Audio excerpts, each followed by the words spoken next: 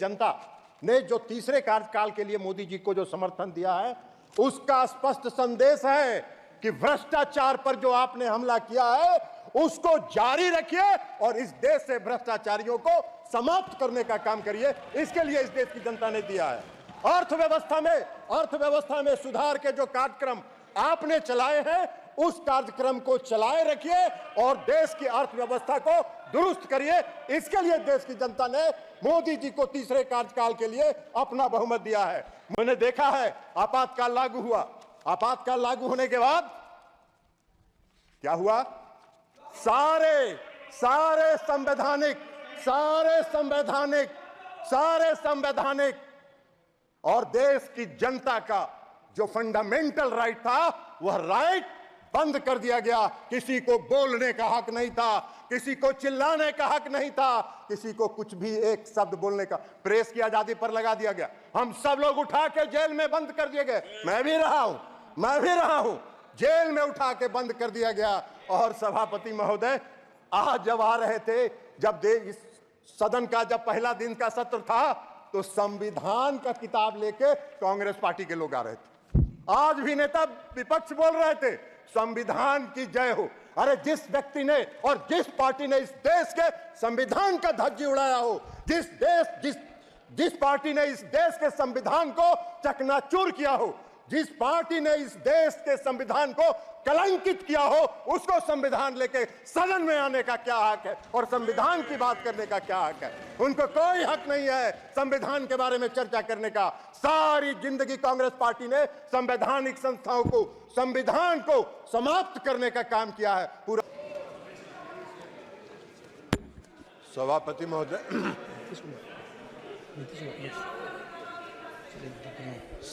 महोदय, मैं अनुराग ठाकुर जी द्वारा जो राष्ट्रपति के, महामहिम राष्ट्रपति के अभिभाषण पर धन्यवाद का प्रस्ताव पेश हुआ है, उसके समर्थन में बोलने के लिए खड़ा हुआ।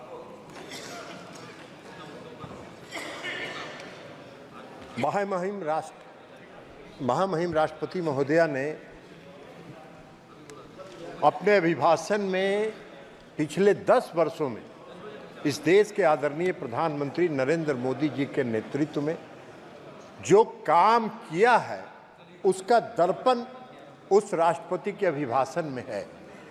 और अभी आने वाले बजट में, जब अगले सत्र में इस देश के लिए बजट पेश होगा, तो उस समय 5 वर्षों के कार्यक्रम के साथ परफॉर्म, रिफॉर्म और ट्रांसफॉर्म का पूरा संकलन और पूरा उसका विस्तृत ब्यौरा पेश किया जाएगा। महोदय, प्रधानमंत्री जी ने तीसरा कार्यकाल पूरा किया, तीसरा कार्यकाल उनका प्रारंभ हुआ और इस देश की जनता ने तीसरे कार्यकाल के लिए उनको मत दिया, वोट दिया और पूर्ण समर्थन के साथ सरकार बनाने का बहुमत दिया। लेकिन पूरे चुनाव के दौरान क्या प्रचार हो रहा था? पूरे चुनाव के दौरान जो अभियान देखिएगा और जो खास करके विरोधी दल के नेता का आज जो भाषण था और उनके चुनाव प्रचार का जो भाषण था, अगर दोनों को मिला के देखिएगा तो लगेगा कि वही आज भी राष्ट्रपति के अभिभाषण पर नहीं, चुनाव के प्रचार में, पब्लिक मीटिंग में भाषण दे रहे हैं। इस तरह के दुष्प्रचार, संवैधानिक संस्थाओं पर हमला, आज भी संवैधानिक संस्थाओं पर हमला कर रहे थे। आज भी लोकसभा के अध्यक्ष की संस्था पर हमला कर रहे थे और उस समय भी संवैधानिक संस्थाओं पर उन्होंने हमला किया। लेकिन जनता ने रिजेक्ट कर दिया, जनता ने उसको रिजेक्ट कर दिया। जनता ने जो मोदी जी का सबका साथ, सबका विश्वास और सबके विकास का जो मूल मंत्र था, उसको स्वीकार किया और पूर्ण बहुमत की सरकार बनाने का जनादेश दिया। लेकिन क्या कीजिएगा, आज भी वो बोल रहे थे। अब आपको हम एक बात बताना चाहते हैं कि देश की जनता ने जो तीसरे कार्यकाल के लिए मोदी जी को जो समर्थन दिया है, उसका स्पष्ट संदेश है कि भ्रष्टाचार पर जो आपने हमला किया है, उसको जारी रखिए और इस देश से भ्रष्टाचारियों को समाप्त करने का काम करिए। इसके लिए इस देश की जनता ने दिया है। अर्थव्यवस्था में सुधार के जो कार्यक्रम आपने चलाए हैं, उस कार्यक्रम को चलाए रखिए और देश की अर्थव्यवस्था को दुरुस्त करिए। इसके लिए देश की जनता ने मोदी जी को तीसरे कार्यकाल के लिए अपना बहुमत दिया है। मोदी जी को गरीबों की सेवा करने के लिए जो उनके कार्यक्रम चलते रहे, उस कार्यक्रम पर मुहर लगाया। देश की जनता ने इनको रिजेक्ट किया, इनको अस्वीकार किया। इसलिए मोदी जी को जो तीसरा कार्यकाल मिला है, वो विकसित राष्ट्र बनाने का जो मोदी जी का संकल्प है, उस पर आगे बढ़ने के लिए देश की जनता ने मोदी जी को तीसरे कार्यकाल के लिए अपना मुहर लगाना और अपनी स्वीकृति दी है। लेकिन सभापति महोदय,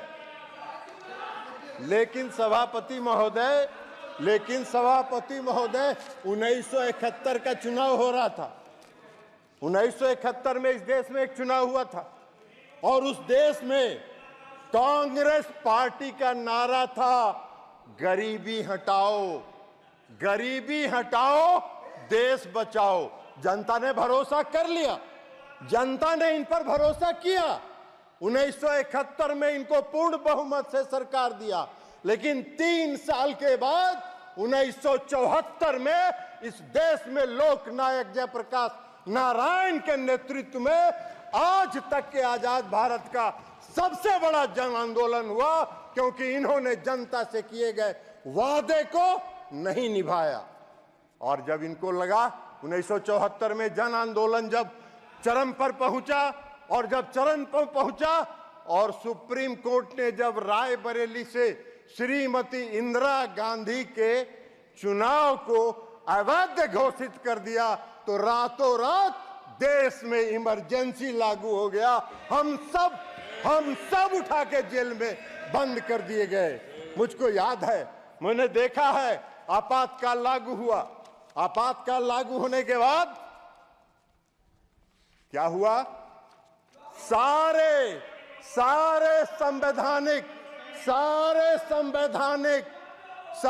संवैधानिक और देश की जनता का जो फंडामेंटल राइट था, वह राइट बंद कर दिया गया। किसी को बोलने का हक नहीं था, किसी को चिल्लाने का हक नहीं था, किसी को कुछ भी एक शब्द बोलने का, प्रेस की आजादी पर लगा दिया गया। हम सब लोग उठा के जेल में बंद कर दिए गए। मैं भी रहा हूं, जेल में उठा के बंद कर दिया गया। और सभापति महोदय, आज जब आ रहे थे, जब इस सदन का जब पहला दिन का सत्र था, तो संविधान का किताब लेके कांग्रेस पार्टी के लोग आ रहे थे। आज भी नेता विपक्ष बोल रहे थे, संविधान की जय हो। अरे जिस व्यक्ति ने और जिस पार्टी ने इस देश के संविधान का धज्जी उड़ाया हो, जिस पार्टी ने इस देश के संविधान को चकनाचूर किया हो, जिस पार्टी ने इस देश के संविधान को कलंकित किया हो, उसको संविधान लेके सदन में आने का क्या हक है और संविधान की बात करने का क्या हक है? उनको कोई हक नहीं है संविधान के बारे में चर्चा करने का। सारी जिंदगी कांग्रेस पार्टी ने संवैधानिक संस्थाओं को, संविधान को समाप्त करने का काम किया है। पूरा इमरजेंसी इसका गवाह है। किसी को कोई साहस नहीं था, कहीं नहीं। और ये सत्य है और सत्य सुनने की आदत डालिए, सत्य जानिए, सच्चाई। ये देश का इतिहास जब भी लिखा जाएगा, इस देश का इतिहास जब लिखा जाएगा, तो आपातकाल कलंकित करने का वाला काला अध्याय के रूप में संविधान में लिखा जाएगा। ये बात है। आप बहुत चर्चा कर रहे थे, बहुत चर्चा कर। आप मत बोलिए ना, आप भी, आपका पार्टी का नेता भी वही थी, इमरजेंसी के समर्थन में थी। ममता बनर्जी भी उसमें कांग्रेस पार्टी में थे और इमरजेंसी का समर्थन कर रही थी। आप मत बोलिए सौगत राय साहब, हम लोग भुगते हैं, हम लोग ने पीड़ा सही है, हम लोग को दर्द मालूम है।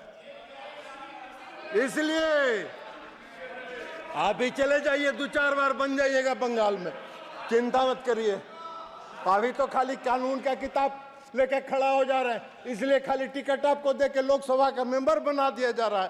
तो इसलिए खाली संविधान पढ़ते रहिए, संविधान दिखाते रहिए। संविधान से कोई लेना देना आप लोगों का है नहीं, संविधान से कोई मतलब आप लोगों का है। और कई पार्टियां हैं, कई पार्टियां इस सदन में, वो भी लेके आए, संविधान की प्रति साथ में लेके आए। डीएमके पार्टी या आपको समाजवादी पार्टी, खैर समाजवादी पार्टी और डीएमके पार्टी को संविधान लेके सदन में आने का हक है, इसलिए कि मुझको याद है कि जब इमरजेंसी लागू हुआ तमिलनाडु में श्री करुणानिधि साहब के नेतृत्व में सरकार थी और इस कांग्रेस पार्टी ने करुणानिधि के सरकार को बर्खास्त कर दिया और सबको उठा के जेल में बंद कर देने का काम किया। लेकिन आज डीएमके के लोगों को, समाजवादी पार्टी के लोगों को की मजबूरी है कि कांग्रेस पार्टी के साथ साथ संविधान का लेके चले, लेकिन घूमिए, साथ रहिए जरूर, लेकिन संविधान को ध्वस्त करने वाले पार्टी का समर्थन मत कीजिए, यह हम आपसे आग्रह करना चाहेंगे। कांग्रेस पार्टी का एक बात, अरे जदयू का बात काहे के लिए करेंगे, देश का बात कर रहे हैं। तो आपका नेता तो भाषण कर रहा था, मंच वाला पॉलिटिकल भाषण कर रहा था, जैसे लगता है कि पब्लिक मीटिंग में बोल रहा हो। आप वही चाह रहे हो। इस देश में जॉर्ज फर्नांडिस एक नेता थे। जॉर्ज फर्नांडिस एक ऐसा नेता था जिसकी देशभक्ति रोम रोम में भरी हुई थी। इमरजेंसी के दौरान जॉर्ज फर्नांडिस को कितना कलंकित करने का काम, प्रताड़ित करने का काम और अपमानित करने का काम इन लोगों ने किया। और ये संविधान की बात कर रहे हैं, ये संविधान की रक्षा की बात कर रहे हैं। बड़ा आश्चर्य हो रहा है हम लोग। तो इसलिए संविधान की बात तो मत करिए, और खास करके नेता विरोधी दल का परिवार को कौन संविधान की बात करने का हक है। नेता विरोधी दल का परिवार संविधान विरोधी है।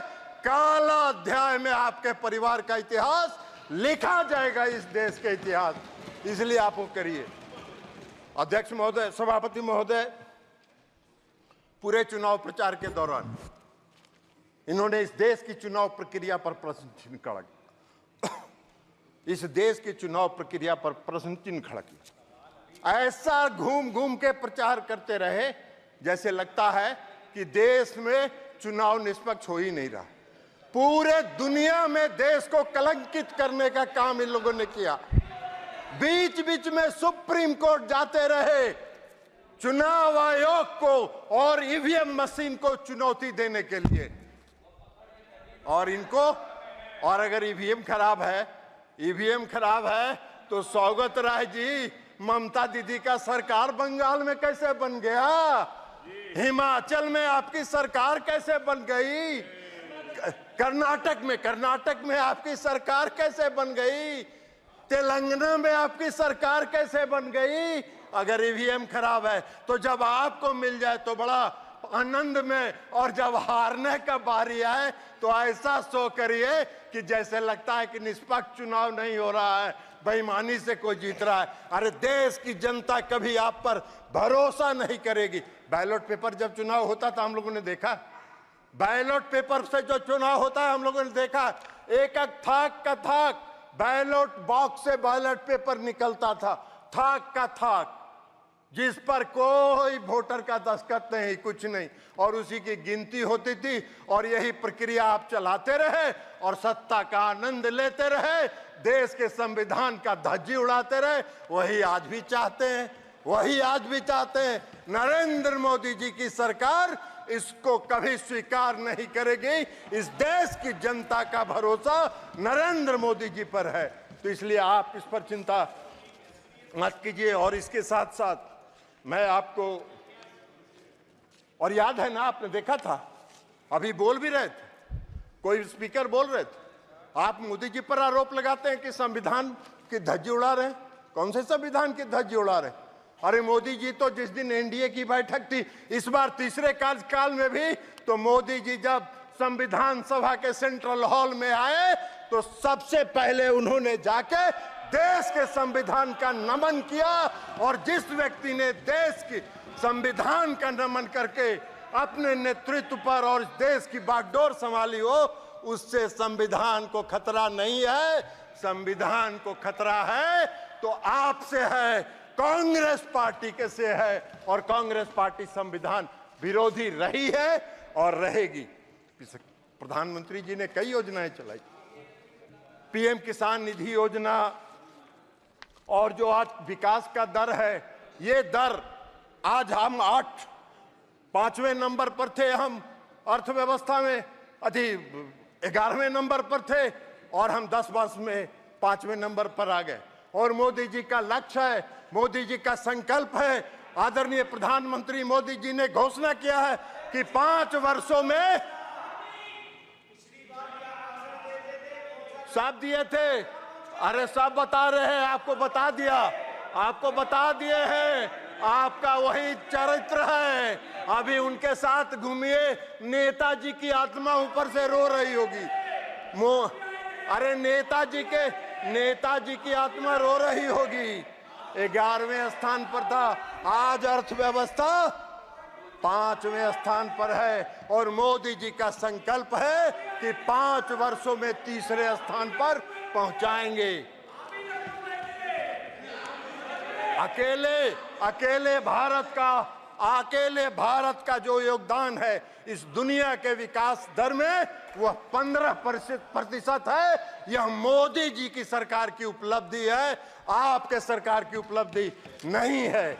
इसके अलावा आज यहाँ प्रहलाद जोशी जी बैठे हैं, रिन्यूएबल एनर्जी देख रहे हैं। ये रिन्यूएबल एनर्जी आने वाले समय में इस देश में अगर ऊर्जा पर और बिजली के लिए अगर आत्मनिर्भर होना होगा तो रिन्यूएबल एनर्जी पर ही, वही एकमात्र स्रोत है जिस पर आपको आत्मनिर्भर होना होगा।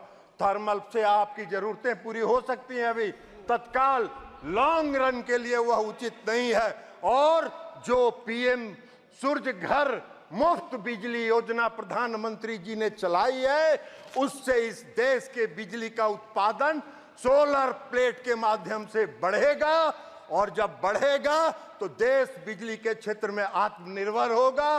और थर्मल से आपकी जो उसके ऊपर जो आपका है, हाँ, उसके ऊपर जो आपका डिपेंडेंस है, वो डिपेंडेंस घटेगा, और आप अपने घरों में बिजली उत्पादन करके बिजली को आगे बढ़ा सकते हैं। पीएम किसान सम्मान निधि, प्रधानमंत्री मोदी जी का जो गरीबों के प्रति संकल्प है, 80 करोड़ लोगों को तो मुफ्त अनाज दे ही रहे हैं। पीएम किसान सम्मान निधि भी आज जो उन्होंने दिया है, लगभग 20,000 करोड़ रुपए से ज्यादा उन्होंने किसानों को दिया है। और इस कार्यकाल की शुरुआत के साथ भी प्रधानमंत्री जी ने 20,000 करोड़ रुपया जारी करके लोगों को घरों तक, लोगों को पीएम किसान सम्मान निधि पहुंचाने का काम किया है। पहला फैसला मोदी जी की सरकार ने किया कि 3 करोड़ लोगों को घरों का निर्माण कराया जाएगा। ये बहुत बड़ा निर्णय है, ये संकल्प शक्ति का प्रतीक है। और मोदी जी ने जो इस देश की जनता को जो वादा किया है, उस वादा को पूरा करने के प्रति उनका जो संकल्प है, उस संकल्प को दृढ़ शिक्षा शक्ति को दर्शाता है। और इसलिए हम महामहिम राष्ट्रपति के अभिभाषण का समर्थन करते हैं और कांग्रेस पार्टी को संविधान विरोधी घोषित करते हैं। इनको याद है 1984 में जो यहाँ दंगा हुआ था, दिल्ली में दंगा हुआ था, हजारों की संख्या में कांग्रेसियों ने सड़क पर घूम घूम के No cross talk, सिखों please. की हत्या करने का काम किया था। और ये लोकतंत्र की बात करते हैं, ये संविधान की बात करते हैं। इनको कोई हक नहीं है। बहुत बहुत धन्यवाद। Thank you. Honorable Member Arvind Swant.